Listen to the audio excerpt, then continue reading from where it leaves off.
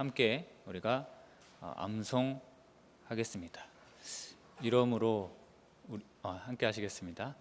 이러므로 우리가 하나님께 끊임없이 감사함은 너희가 우리에게 들은 바 하나님의 말씀을 받을 때에 사람의 말로 받지 아니하고 하나님의 말씀으로 받음이니 진실로 그러하도다. 이 말씀은 또한 너희 믿는 자 가운데서 역사하느니라. 데살로니가 전서 2장 13절 말씀. 아멘. 이 데살로니가는 지역적으로 이 두세기 이상 로마 제국의 아래에 있었습니다. 사회 문화적으로도 이 로마 제국의 영향권에 노출되어 있었습니다. 그리고 로마의 중요한 항구 도시였기 때문에 늘 이 로마에게 간섭을 받았습니다. 더불어 다양한 신들을 또 숭배하는 그런 도시였습니다. 더군다나 이 바울이 복음을 전할 당시에 이 데살로니가 지역에는 그 유대주의자들이 핍박을 하고 또 반대를 하고 있었습니다. 이렇게 로마 제국의 간섭과 유대주의자들의 반대, 그 핍박에도 불구하고 이 데살로니가 교회는 믿음으로 잘 견뎌냈고 신앙의 열매까지 맺게 되는 그런 교회가 되었습니다. 핍박과 그런 어려운 환경에서도 그러한 어려움에도 불구하고 이 데살로니가 교회가 어떻게 신앙을 그렇게 잘 지켜낼 수 있었을까요? 하나님의 말씀을 인간의 말로 받지 않고 하나님의 말씀으로 받았기 때문입니다. 너희가 우리에게 들은 바 하나님의 말씀을 받을 때에 인간의 말로 받지 아니하고 하나님의 말씀으로 받으니, 이 성경은 사람의 언어로 쓰여져 있습니다. 그렇다고 이 말씀을 우리가 읽고 듣고 할 때에 사람의 언어라고 해서 사람들이 한다라고 생각하면 안 되는 것입니다. 저와 같은 이 교역자가 이 앞에서 말씀을 전한다고 해서 사람이 전하는 말이 아니라는 것이죠. 말씀을 수종드는 사람들은 이 말씀을 하나님의 말씀이라고 받고 노력하고 또 그렇게 전하고 있는 것입니다.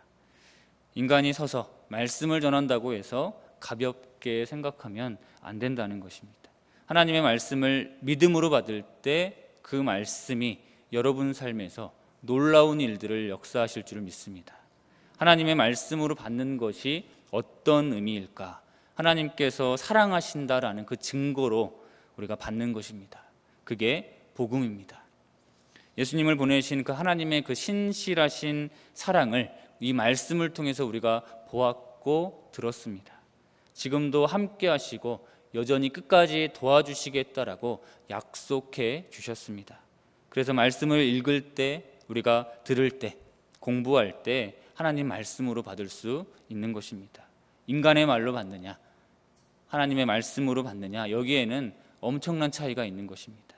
왜냐하면 믿는 자에게 역사하시기 때문에 그렇습니다. 23절 끝에 이 말씀이 또한 너희 믿는 자 가운데서 역사하느니라. 세번역 성경에서는요, 이 하나님의 말씀은 여러분 가운데서 살아 움직이고 있습니다 라고 이렇게 번역합니다. 말씀을 믿음으로, 하나님 말씀으로 받아들이니까 이 말씀이 살아 움직인다는 것입니다. 말씀이 살아서 막혀 있는 것을 뚫어 준다는 것입니다. 이 말씀을 믿음으로 받으니까 삶에서 놀라운 일들을 경험하게 된다는 것입니다. 그렇게 데살로니가 교인들이 말씀의 살아계심과 능력을 경험했습니다. 믿음으로, 하나님 말씀으로 받았기 때문입니다. 그 어려움을 이겨내도록, 그 신앙의 성장을 맛보도록 하나님께서 역사하신 줄 믿습니다. 우리 동행교회 성도님들 삶의 자리에서, 그리고 신앙의 자리에서 이 하나님의 말씀을 믿음으로 받으셔서 말씀의 능력이 살아 역사하시는 경험을 하시고, 이 말씀 때문에 행복하심을 또 만끽하시고 또 풍성한 열매들을 맺어나가시기를 부탁드리겠습니다. 그 가마솥이 검기로 그 안에 있는 밥도 검을까라는 속담이 있습니다. 검게 그을린 그 가마솥을 보고 그 안에 있는 그 밥도 검을 것이다 라고 경솔하게 판단하는 그런 판단한다라는 의미입니다. 이 겉만 보고, 그 가마솥의 겉만 보고 열어보지 않으면요, 밥을 먹지 못하는 것입니다. 오늘 본문 말씀은요, 이 지레짐작으로 더 큰 것을 잃어버릴 수 있다라는 그런 교훈의 말씀입니다. 섣부른 판단으로 더 큰 유익을 놓치지 말라라는 충고의 말씀입니다. 소가 없으면 구유는 깨끗하려니와 소의 힘으로 얻는 것이 맞느니라. 소가 없으면 깨끗하다는 것입니다. 왜냐하면요, 이 똥도 안 치워도 되고 그리고 밥 줄 일도 없으니까 깨끗하고 좋습니다. 하지만 소를 가지고 우리가 얻을 수 있는, 누릴 수 있는 그런 기회들이 훨씬 더 많다는 것입니다. 이 말씀은 지금 당장 누릴 수 있는 그 편함 때문에 소중한 것들을 잃어버리지 말라는 것입니다. 혹시 그 소를 키워보셨거나 또 소에게 그 여물을 주신 경험이 있으십니까? 제가 이제 초등학교 때부터 그 이제 할아버지랑 같이 살았는데요, 할아버지께서 소를 키우셨습니다. 그 소를 보고 있으면요, 그 요물에 담긴 그 자신의 구유에 그 이제 변을 보기도 하고요, 그 겨울에는 이 즙을 삶아서 이 구유에 담아주는데 다 먹지도 않고 남길 때가 더 많았습니다. 그러면 일일이 또 이렇게 걷어내야 되고 치워줘야 합니다. 그러지 않으면 냄새가 무지하게 났기 때문이죠. 그렇다고 이제 구유가 더럽다고 그 구유를 치워버리면요, 냄새도 나지 않고 또 일일이 치우지 않아서 편하고 좋은 것 같습니다. 그런데 소가 굶게 되고요, 아니면 애초에 이 소를 팔아버리면, 없어버리면 소밥 줄 일도 없고 편하고 좋습니다. 그런데 이 소를 통해서 얻을 수 있는 그런 유익들을 우리가 누릴 수 없게 된다. 제가 중학교 때였는데요, 이 할아버지께서 저를 부르시더니 그 밭으로 이렇게 데려가셨습니다. 소가 밭을 갈아야 되는데 그동안 소가 너무 일을 많이 해서 병이 나가버린 것입니다. 그래서 누가 이 밭을 갈았을까요? 그 쟁기를 이제 그 줄을 이어가지고 이렇게 제가 앞에서 밀고 할아버지가 뒤에서 이렇게 조종을 하셨습니다. 이 땅을 갈아엎기 위해서 그 쟁기를 이렇게 끌고 앞으로 가는데 얼마나 어깨가 아프고 힘이 들었던지 아직도 그런 기억이 생생합니다. 소가 없으면 안 되겠구나, 소가 정말 필요하구나 라는 것을 뼈저리게 느꼈습니다. 예전에는 이 소 한 마리로도 농사일을 지어서 1년을 먹고 살았고, 또 나중에는 그 소를 팔아서 학비를 마련했다고 합니다. 이 소가 없으면 깨끗하다라는 그 지레짐작 때문에 더 큰 유익을 얻지 못하는 어리석음을 경계하고 있습니다. 이 구약 성경에서 말라기를 보면 지레짐작하는 이스라엘 백성들의 모습이 보입니다. 말라기 1장 8절 말씀인데요, 만군의 여호와가 이르노라, 너희가 눈먼 희생제물을 바치는 것이 어찌 악하지 아니하며 저는 것, 병든 것을 드리는 것이 어찌 악하지 아니하냐.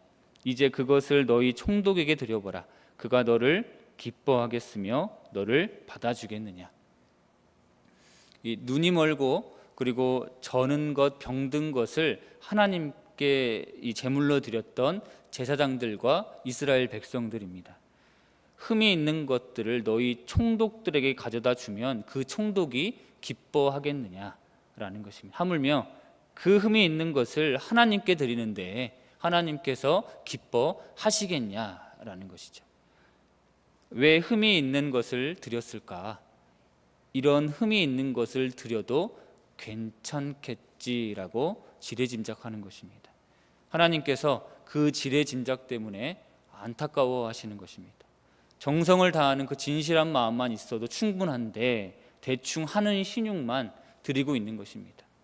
이 지레짐작으로 하나님 마음에 대못을 박았던 이스라엘 백성들입니다. 이 신약에서도 지레짐작으로 예수님을 제대로 알지 못하는 그런 모습들이 보입니다. 예수님이 오래간만에 고향집에 들르셨습니다. 마가복음 6장 3절을 보면요, 이 사람이 마리아의 아들 목수가 아니냐, 야고보와 요셉과 유다와 시몬의 형제가 아니냐, 그 누이들이 우리와 함께 있지 아니하냐 하고 예수를 배척한지라. 고향 사람들이 함께 먹고 자랐던 그 예수님을 보고 따져 묻는 것입니다. 어릴 적부터 함께 먹고 자란 이 예수가 어떻게 구원자냐, 함께 원래 알고 있던 사이라고 해서 눈앞에 그 예수님을 섣불리 판단하고 있다는 것입니다. 예수님의 제자 이 빌립이요, 친구 나다니엘에게 이 예수님을 소개하는 장면이 있습니다. 이렇게 소개합니다. 예언자들이 기록한 그분을 우리가 만났어. 그분은 나사렛 출신의 요셉의 아들 예수님이라는 분이야. 그랬더니 요한복음 1장 46절에서요, 나다니엘이 이르되 나사렛에서 무슨 선한 것이 날 수 있겠느냐. 예수님 당시에 이 나사렛이라는 동네는요, 빈민가였습니다. 그만큼 낙후된 도시였고 환경이 열악한 도시였습니다. 그런 촌구석에서 무슨 선한 것이 나겠느냐, 이 말은요, 그런 깡촌에서 어떻게 예언자가 나올 수 있겠느냐라고 지레 짐작하는 것입니다. 목수의 아들이었기 때문에 겉만 보고 아무 능력이 없다라고 판단했습니다. 예수님의 고향과 그 가문의 형편을 보고, 아버지의 직업을 보고 그 예수님을 지레 짐작했다는 것입니다. 이 나다니엘은 나중에 가서 예수님을 믿게 되지만 여기서는 겉만 보고 판단하니까요, 예수님에 대한 편견으로 그렇게 예수님을 오해하는 것이죠. 이렇게 지레짐작으로 하나님께 대못을 박았습니다. 예수님을 알 수 있는 그런 좋은 기회를 놓치게 된 것입니다. 어떤 아저씨가 지하철에 탔습니다. 그리고 큰 목소리로 이렇게 말합니다. 승객 여러분, 안녕하십니까? 제 딸이 백혈병입니다 라고 이렇게 얘기를 하죠. 순간 그 지하철의 안에 분위기가 술렁이기 시작합니다. 아, 돈을 구걸하는가 보다. 사람들이 그렇게 생각하고 여기저기서 그 아저씨를 바라보던 그 고개들을 다 돌리기 시작합니다. 이내 지하철 안은 다시 시끄러워졌습니다. 그때 그 아저씨가 이어서 말하는데요, 오늘 제 딸이 백혈병 수술로 골수 이식을 받습니다. 많은 사람들이 함께 기도하면 그 일이 이루어진다고 합니다. 제 딸을 위해 1초만이라도 기도 부탁드립니다. 순간 그 지하철 안에는 숨소리조차 들리지 않을 정도로 정적이 흘렀습니다. 돈을 구걸하는가 보다 라고 그 아저씨를 바라봤던 그 사람들은요, 무슨 생각을 했을까요? 돈을 구걸할 것이다 라고 지레짐작으로 사람들은 마음문을 닫았고 주머니를 닫았습니다. 그런데 기도를 부탁받으니까 당황하고 숙연해진 것입니다. 이 지레짐작했던 그 섣부른 판단으로 오히려 지하철 안에 있는 그 사람들이 뻘쭘해하고 민망해했다는 것이죠. 여러분, 사람은 지레짐작할 수 있지만 우리가 믿는 그 하나님은 어떤 분이십니까? 우리가 믿는 그 하나님은요, 겉모양만 보고 지레짐작하시지 않는 분입니다. 하나님께서 그 기름 부으신 왕을 찾기 위해서 이제 사무엘 선지자가 이새의 집으로 갔습니다. 가장 먼저 큰아들 그 엘리압을 보고 이제 감탄하죠. 외모, 체격, 이 풍채가 왕으로서 제격이구나. 이 사람은 왕이 될 만하겠구나 라고 생각을 했습니다. 그런데 사무엘상 16장 7절 말씀을 보면요, 여호와께서 사무엘에게 이르시되 그의 용모와 키를 보지 마라. 내가 이미 그를 버렸노라. 내가 보는 것은 사람과 같지 아니하니 사람은 외모를 보거니와 나 여호와는 중심을 보느니라 하시더라. 이 사람의 기준으로 하나님께서 판단하지 않으신다는 것입니다. 하나님께서 겉모습이 아니라 그 중심을 보신다는 것이죠. 다윗도 그렇게 뽑으셨습니다. 겉만 보고 지레짐작하는 그런 태도를 경계해야 합니다.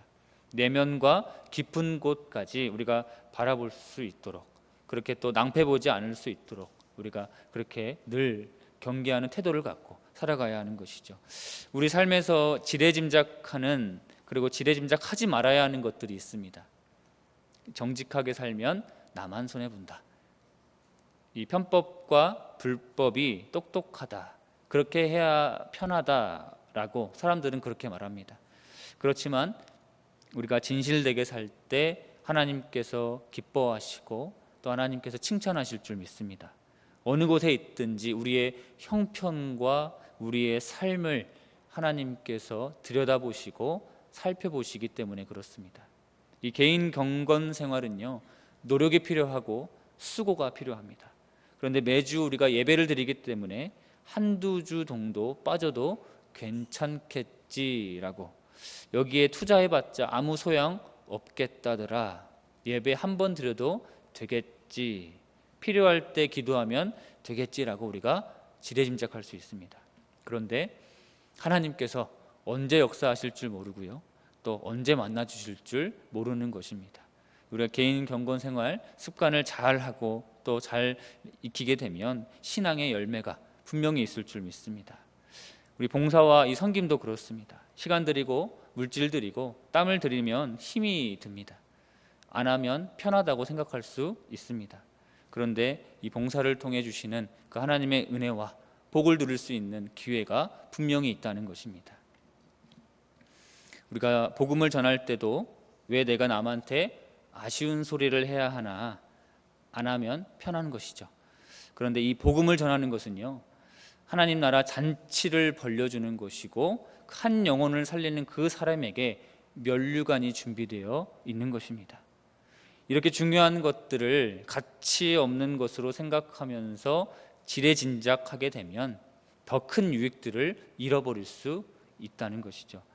우리가 더 깊이 생각하시면서 전체를 보시고 믿음으로, 신앙의 관점으로 바라보시면서 우리가 더 큰 유익을 얻으시고 또 하나님께서 그 베풀어 주실 그 은혜를 누리셨으면 좋겠습니다.